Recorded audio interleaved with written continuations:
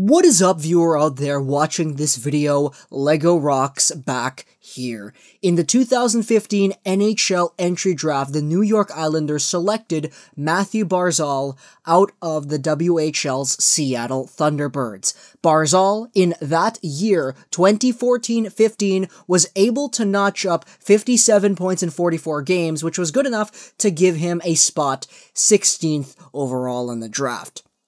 His next year with the Thunderbirds, he got himself 88 points in 58 games played. The year after that, which was last season, as the captain of the Thunderbirds, he got himself 79 points in 41 games after playing 2 games for the Islanders. The season after that season is this season, where he's tearing things up over there, over a point per game in New York. Another player who was taken in the first round of the 2015 NHL entry draft is Brock Boeser, whom a lot of Vancouver Canucks fans know because, of course we do. Coming out of the USHL, he went straight over to NCAA hockey, playing for the North Dakota Fighting Sioux on a stacked CBS line with Drake Caggiula and Nick Schmaltz. In his first year playing for the University of North Dakota, he got himself 60 points in 42 games at the college level. Fantastic numbers. His plus-minus was at an all-time high, plus 45 in this season. Now, in the NHL as well, he's got 55 points in 61 games played. These two players have been arguing it out for the Calder amongst their fan bases and the rest of the league's coverage. This video is taking a look at a what-if scenario, and that is, what if Brock Boeser, instead of going to North Dakota, chose to play junior hockey? Because Ben Kuzma from the province made an article earlier today talking about the two, because the Canucks are playing the Islanders tonight, and he talks about what if Boeser chose to go to junior instead of collegiate hockey. So I did a little bit more research talking about this, and I found out that Brock Boeser actually did have the option to go over to the Thunderbirds, because Seattle's list of projected players had Brock Boeser on it after the 2015 season. Had Brock Boeser chose to play in the WHL, he would have been a Thunderbird, and if he did, well, he would have been playing with Mathew Barzal. So that's what I did here. Over here, we got ourselves what if the Vancouver Canucks prospect Brock Boeser played in the WHL with Mathew Barzal. I put things over like this. Boeser is here, Barzal is here. I got ourselves Keegan Kolesar back here because he was part of that team in 2015-16. I also got Ethan Bear, he's also back here. The rest of this team is pretty average, and there aren't really a lot of good players, especially on goaltending. But overall, we got ourselves a Brock Boeser and a Mathew Barzal situation right here, and I have these two guys at 81 overall because I'm just assuming, what if the players today stepped in to the Seattle Thunderbirds system? I kept some of the players up, and I boosted Barzal and Boeser's overalls in comparison to what they would have been in 2015-16. So these 81 overall players are definitely the best in the WHL right now, especially considering the fact that if these guys did play in the WHL together, they would have been the best players, hands down. Just imagine Boeser sniping with Barzal's playmaking. That would have been amazing. So I boosted some of the overalls here. Of course, these overalls are kind of degraded from what they are in reality, because 20-year-old Brock Boeser, 20-year-old Barzal, they're definitely not 81s. They're both like 85s, 86s in that range. So I just put them as 81s over here so they could be on the Seattle Thunderbirds, dominate the league, and see what they would do against the WHL stars of today. I got myself a really good layout of WHL players playing in the WHL today, and I boosted some of their potentials and overalls as well, not because I'm looking for elite franchise Alexei Heponiemi players, but because, well, we got guys like Glenn Godwin at 122 points in 65 games, and Braden Burke is at 113, Heponiemi's at 111.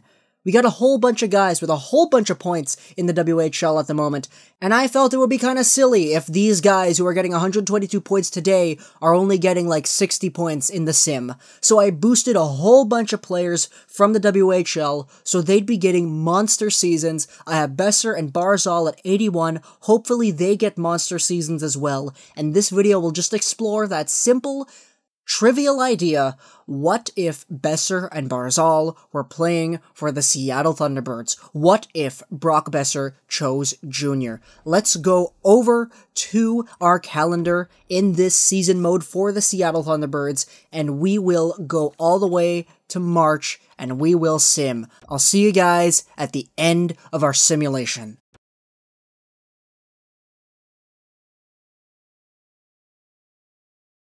And we are back. The Seattle Thunderbirds, they got themselves 49 wins, 16 losses, and 7 overtime losses. A lot of these losses over here, I'm not really surprised. Spokane, they've got some good scores. Portland, they got themselves Cody Glass. What else do we got here? Tri-City, 5-2 to the Giants. Okay, that must have been Ty Ronning coming back at us. 1-0, that's Cole Lind.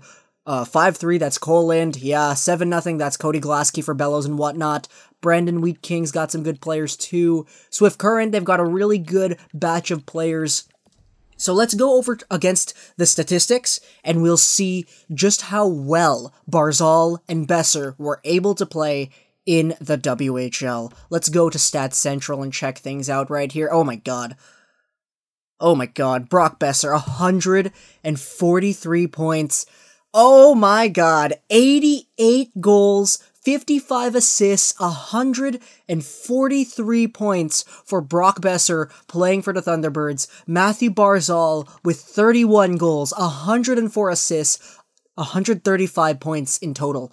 Wow, what a season. Keegan Colasar at 93 points, that's kind of realistic if he was playing on this line right here. I'd expect nothing less out of him. Ethan Bear with 54 points. That's not bad for a defenseman, but I think he would have had a little bit more if this was a real-life scenario. Let's go over to the rest of the league and see where they line up. Okay, so Boeser and Barzal are 1 and 2. Almeida, he's over here. Cody Glass is here. Halsbridge is here. Lewis is here. Ty Ronning, 58 goals. He's got 55 goals in real life, so 58 might be underselling him a little bit. Glenn Godwin, who's at 122 in real life, only 96 in this simulation. Yamamoto's got a lot. Colasar's over here. Tyler Steenberg, and I'd expect him to have a little bit more. Same thing with Tyler Soy. Heponiemi, wow, only 81 points. Wow, that's actually, that I don't like it. Wow, I don't like that. The fact that Alexei Heponiemi right now is at 84 assists in the WHL in however many games he's played. Just, wow, 51 games for Heponiemi in real life, 27 goals, 84 assists, 111 points, and he's only able to get 81 points here.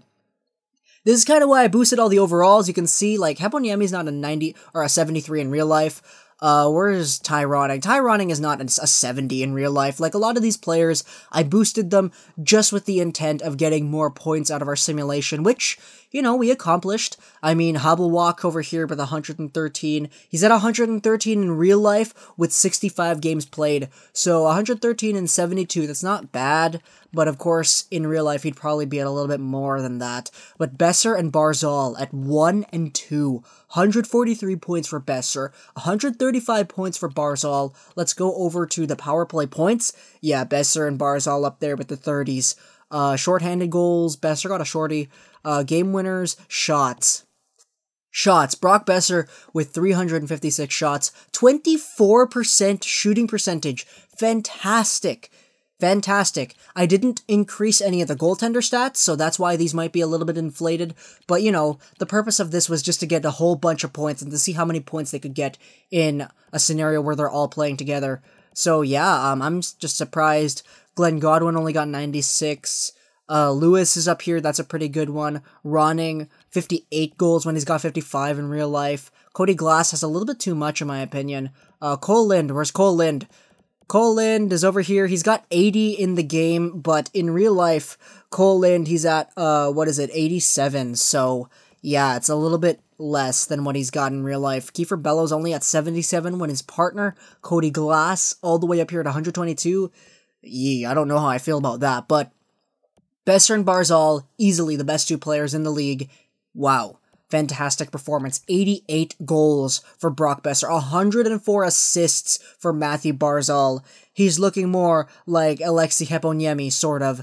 Just wow. Wow, what a fantastic performance. Let's go ahead to the team stats. I don't really care about any stats here except for goals for, because the Seattle Thunderbirds with 271 goals for, they averaged 3.7. Wow. Same thing with the Warriors. Jeez. 271 goals for, 3.7 goals for per game. Really good. I like that a lot. Let's go and simulate through our playoffs here in the WHL just to see where these guys, the Seattle Thunderbirds, will end up. Alright, so let's just simulate ahead up here to the 22nd.